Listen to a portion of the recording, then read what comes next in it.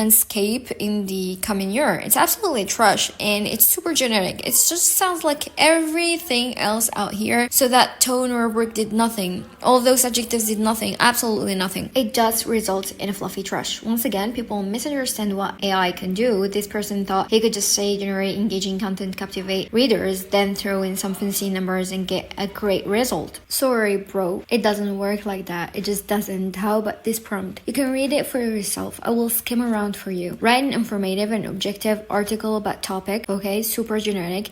To make your article informative, engaging, be sure to discuss trade-offs, okay? Explore challenges. Your article should also highlight the importance of considering the impact when asking decisions. Wow, super complex instructions here. Finally, your article should be written in an informative and objective, let's say, tone. Make sure to include the relevant keywords provided by the user and tailor the article to their interests and needs. I brought a breath even reading this thing. It's going to create an amazing article, I bet. There's going to be a comprehensive analysis. There's going to be exploring trade-offs, exploring challenges, going to be tailored to their interests and needs. I can't wait to see this amazing article. Thank you, Mr. Influencer. Influencers love these types of prompts because they look amazing. It sounds professional. It includes tons of juicy instructions and it's emotionally powerful to the reader because it makes them think the AI is about to do all the hard work. And what I mean by that is if you want to create an in-depth and helpful article for readers, well, then you need to provide comprehensive analysis. You need to explore the challenges, you need to explore the trade-offs, you need to tailor it to the interests and needs of your audience. You need to do a lot of thinking here, and it's difficult. Writing is hard fucking work. Man, I mean, I've been doing it for 10 years. I want to quit every day. It's not easy. I mean, these prompts make people think that all of that hard work that they don't want to do is about to be done by ChatGPT because they use this prompt, and that's what gets them so hyped up about using them. Well, let's see the amazing article. It's really bad. The landscape of search engine optimization is undergoing a significant transformation due to the rise of AI technologies, including tools like ChatGPT and platforms such as Server are making a revolution, okay? The role of AI is becoming an indispensable tool in the SEO toolkit. Okay, it's cringe. It can analyze vast amount of data, recognize. Okay, I will say this, it's not the worst. There's not like tons of fluff. There's not hard to read sentences. There is not a ton of cringe. So it's not like a 1 out of 10. It's not like the fashion content we just saw. But remember the prompt that we put in, explore the challenges, examine the trade-offs, provide in-depth and objective analysis, tailor it to your audience needs. Where is all that? It's not here. It's just super surface level genetic content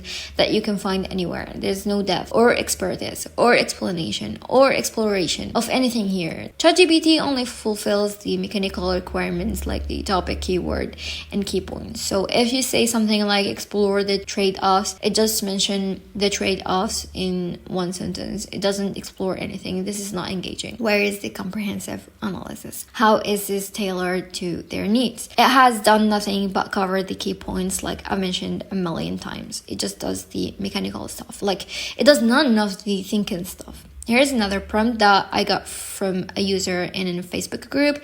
This person said that ChatGPT would act as a let's say meteorologist would tip the scales of the algorithm to produce a high quality, accurate piece of content with expertise from that industry. Now I will say that I don't think this person was scamming. I checked their profile. They seemed like a real person. They had posted a lot of helpful stuff in other groups and on their Facebook wall. So I don't think this was like, somebody was serious.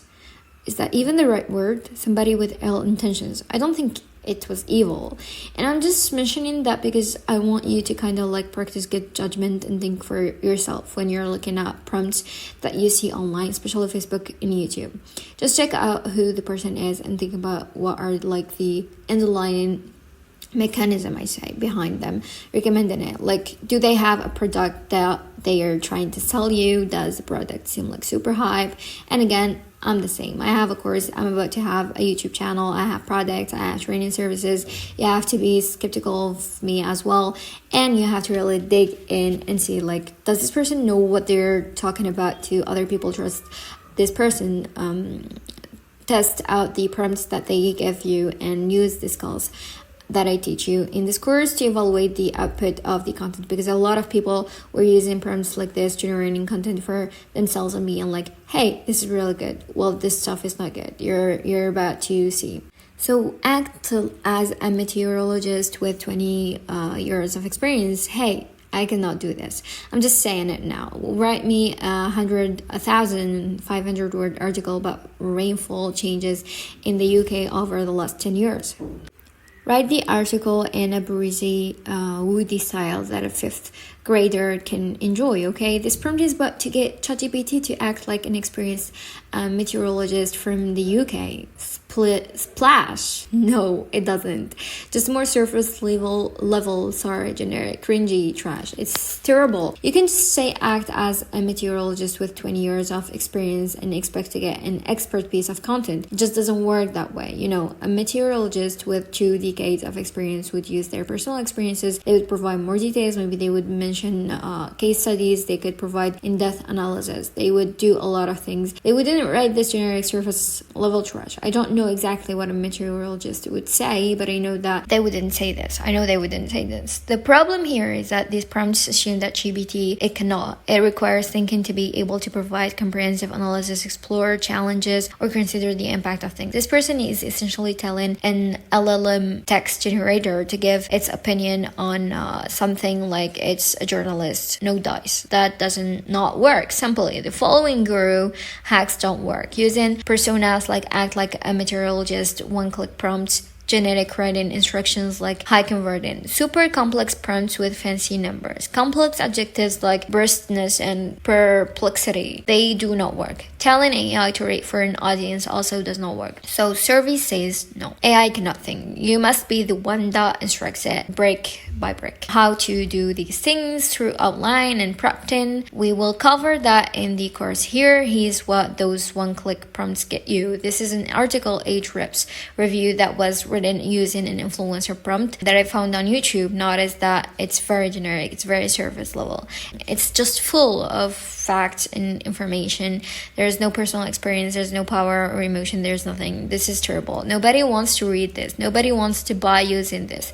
And it's not helpful at all. Imagine you want to buy this tool. You come to this article. Does this provide any guidance on buying the tool for you? Does it help you at all? No. It's just generic surface level AI content. Here's what you get when you take it to the next level. With AI, you can get personality, uniqueness, benefits, experience, recommendations, power, emotion, and real usefulness. You can get these things with AI if you approach AI the right way. Once you understand that AI cannot do the thinking and that you need to do the thinking, your content will get too much better. Notice that there's some humor here. There's benefits, there's personal experience, there's recommendation, there's actual useful content. Like if you're trying to buy this tool, this content at least provides useful information that guides you to purchasing the tool. And you can get this with AI if you just learn the skills that are in this course. And it's not perfect. It's not like a 10 out of 10. It's not even like a 9.5 out of 10, but it's somewhere like 7.5 or maybe 8 out of 10. And I got this relatively quickly. So the number one thing I want you to take away from this course is you need to understand the topic and what good content if you want good results. AI is not just going to do everything for you. I'm going to teach you all the skills you need to use AI the right way in this course. That includes how to write in the proper tone, how to make content readable and engaging, how to add value over your competitors, how to research your topic the right way, how to meet search intent properly, how to write helpful content readers love, and how to humanize AI content. That's enough trash talking AI for one day. Let's move into actually how to write good content. I'll see you in the next video. Bye bye. Click the link in bio to claim your free gift.